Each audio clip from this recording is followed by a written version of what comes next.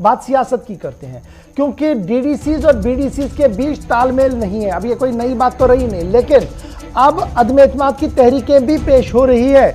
बड़गाम के बाद मामला बांडीपोरा का आज सामने आया है, जहां पर 11 डीडीसीज ने प्रेस कॉन्फ्रेंस करते हुए इंतहाई संगीन इल्जामात चेयरमैन और एडमिनिस्ट्रेशन पर लगाए, साथ साथ प्रोटोकॉल को ब्रीच करने और फाइनेंशियल मामलात पर भी आज उनकी तरफ से बात सामने रखी है। तस्वीर आपके सामने है, 11 डीडीसीज ने आज प्रेस कॉन्फ्रेंस की और उनका मुतालबा था कि जिस तरीके से निज़ाम को चलाने की कोशिश की जा रही है, इससे कोलैप्स होगा जी सिस्टम और आवाम का काम बिल्कुल भी नहीं होगा। कैपेक्स बजट हो या कैपिटल बजट हो, उसमें जिस तरीके की प्लानिंग ऑफ एग्जीक्यूशन होनी चाहिए थी वो हो नहीं पा रही है। इंतजामिया जवाबदेह नहीं बन रही है और अब रिव्यू मीटिंग आपस में ये ले रहे हैं कि आइंदा हिकमत अमली क्या होगी। कहीं ना कहीं दबे अल्फाज में ही सही अदम एतमाद की तहरीक को पेश करने तक की बात आज सामने रखी है। डॉक्टर मुस्तफ़ा साहब डीडीसी है हमारे साथ लाइव इस वक्त बांडीपोरा से ज्वाइन कर चुके हैं। डॉक्टर साहब बहुत शुक्रिया जी ज्वाइन करने के लिए।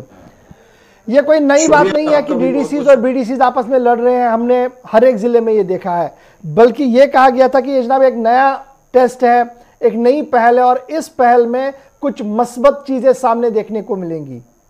लेकिन दिन गुजरने के साथ साथ इख्तलाफात ही सामने आ रहे हैं। क्यों आज 11 डीडीसीज जो है वो एक साथ मिले और बीडीसीज मिले और उनका मानना था कि इंतजामिया भी नाकस और चेयरमैन भी नाकस।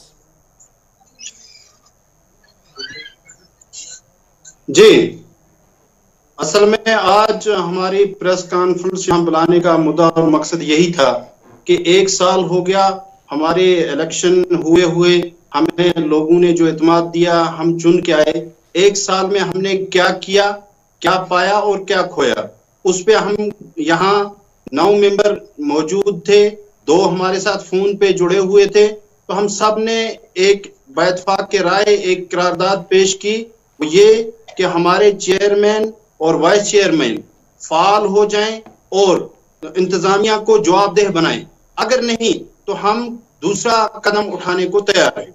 और दूसरी चीज ये है कि गवर्नमेंट ने, एडमिनिस्ट्रेशन ने जो ब्यूरोक्रेसी इस वक्त हावी होने की कोशिश कर रही है, हमें अगर आपने हमारे इलेक्शन इतने जोरों शोर से कराए और लोगों ने इतना बढ़ चढ़ के हिस्सा लिया, जमहूरियत को यहाँ कायम करने के लिए लोगों ने इस पहली मर्तबा इतना बढ़ चढ़ के डीडीसी इलेक्शन में हिस्सा लिया है कि मैं आपको एक मिसाल पेश कर सकता हूँ। हमारे इस इलेक्शन में पार्लियामेंट मेंबर, एमएलए लोग जो साबका एमएलए थे उन्होंने लड़ा, उनमें से ताज मुहिद्दीन इस वक्त एक डीडीसी मेंबर भी हैं। तो अगर इस जज्बे से लोगों ने हमें सामने लाया तो हम लोगों के नुमाइंदे हैं और लोगों ने चुन के लाया है।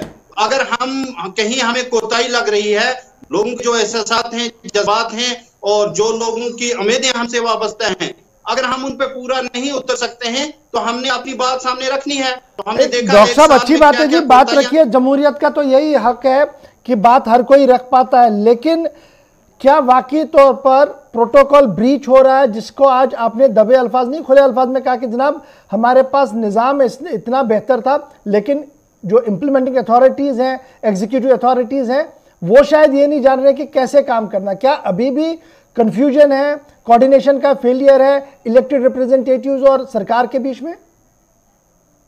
सही बात है, हमने यही तो हम आपको बताना चाहते हैं। जो हमारा प्रोटोकॉल है वो हमें नहीं दिया जा रहा है और जो हमें इम्पावर किया जाए, हमें पावर दिए जाए और जिस मुद्दे और मकसद के लिए आपने इलेक्शन लड़ाया है वो हमें दिया जाए। दूसरी बात इसमें एक अहम बात है, वो ये है कि हमारा हर जितने भी डिस्ट्रिक्ट थे, डिस्ट्रिक्ट के चेयरमैन को 10 करोड़ का बजट दिया गया।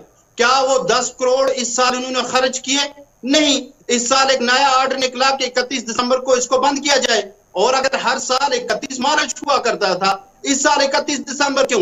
क्या हमारी गवर्नमेंट से, हमारी एलजी साहब से ये इल्तिमास रहेगी कि अगर आप लोगों ने हमें इत्मीनान दिया है, अगर आप यहाँ जमहूरियत को पनपना देखना चाहते हैं, जमहूरियत को ऊपर लेना चाहते हैं, तो हमारे ये साथ इंसाफ ये होना चाहिए कि 10 करोड़ रुपया खर्च होना चाहिए। तब जब ये बजटिंग डॉक्टर साहब बड़ा इंपॉर्टेंट है, जब ये बजट आया था तब से लेकर दिसंबर 31 तारीख तक एक काफी वक्त था, ये क्यों खर्च नहीं हो पाया? क्या आप लोग मीटिंग नहीं कर पाए या एग्जीक्यूटिव अथॉरिटीज कमजोर थी, उन्होंने एग्जीक्यूशन में ले तो ले लिया? देखिए, इन्होंने हमसे प्लान माना। हम इस वक्त भी डीडीसी जितने हैं वो लड़ रहे हैं कि हमें सीडीएफ दिया जाए। अगर हमें सीडीएफ दिया जाता, 1 करोड़ रुपया ही दिया जाता, जिस तरह हमें 71 लाख दिया, वो 71 लाख हमें सीडीएफ दिया होता तो इस वक्त हमने सब खर्च किया होता।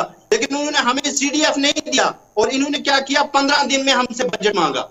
15 दिन में हमने अपना तमाम जितने भी हमारे काम थे, जितने भी हमने काम रखने थे अपनी कॉन्स्टिट्यूंसी के अंदर, उसका बजट हमने इनको दे दिया, तमाम काम इनको दे दिए 15 दिन के अंदर अंदर। और उसके बाद फिर इसमें ई टेंडरिंग इस साल एक नया सिस्टम शुरू किया, उस ई टेंडरिंग की वजह से भी देरी हुई। और उसके बाद जाते जाते नवंबर में ई टेंडरिंग होती है और दिसंबर में ये ऑर्डर निकाल देते हैं कि नहीं अब बस यहीं बस कीजिए। तो अगर हर साल 31 मार्च था और हमारी इस साल भी ये रहेगी कि इस ऑर्डर को वापस लिया जाए और 31 मार्च तक हमारी जितनी भी फंड है इसमें से कुछ भी लैप्स नहीं होना चाहिए। ठीक है जी डॉक्टर मुस्तफा साहब, ये तो एक जिले का नहीं, एंटायर यूनियन टेरिटरी का मामला है कि जनाब इस तरीके से जो पैसा आ रहा था वो तो खत्म हो गया जी, कैसे काम चलेगा। लेकिन इसमें आपके चेयरमैन का क्या कसूर है? आज तो आपने उन पर भी संगीन इल्जाम लगाया कि जनाब वो सिंसियर नहीं है जी डिस्ट्रिक्ट को चलाने के लिए। चेयरमैन का ये कसूर है कि चेयरमैन साहब को अपने प्रोटोकॉल का पता होना चाहिए। एडमिनिस्ट्रेशन में इस वक्त वो सबसे ऊपर हैं, उन्होंने इनसे हिसाब लेना है, उन्होंने एडमिनिस्ट्रेशन से हिसाब लेना है कि मेरे डीडीसी जो मेरे साथ हैं, जो मेरे डिस्ट्रिक्ट के जितने भी डीडीसी हैं, इनका जो जितना भी हमने एपेक्स बजट पास किया है क्या वो खारिज हुआ है कि नहीं। उनने हर जगह जाना है और हर डीडीसी की बात करनी है। देखिए, मैं आपको एक बात कहना चाहता हूं, किसी डीडीसी ने आज तक अपने लिए तनख्वाह की डिमांड नहीं की, वरना हमें 15,000 इन्होंने तनख्वाह रखी, 20,000 हमारा किराया जाता है।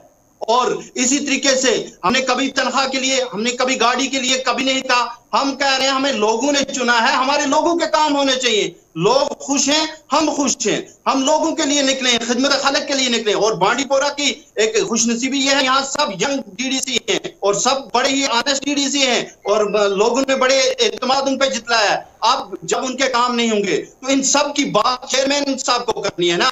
जब चेयरमैन साहब मौजूद नहीं होंगे वाइस चेयरमैन को करनी है। तो अगर उनको हर जगह ये बात उठानी है, चाहे वो एलजी साहब के अगर उनकी बात यहाँ नहीं हो सकती है तो वो ड्यूकॉम के पास जाएं, ड्यूकॉम के पास नहीं हो सकती है तो एलजी साहब से वो टाइम लें और हमारी बात करें और हमारी जितने भी मुतालबात हैं उनसे पेश करें। और यहाँ तो सिस्टम ये है कि ब्यूरोक्रेसी हमें इतना दबाना जाती है कि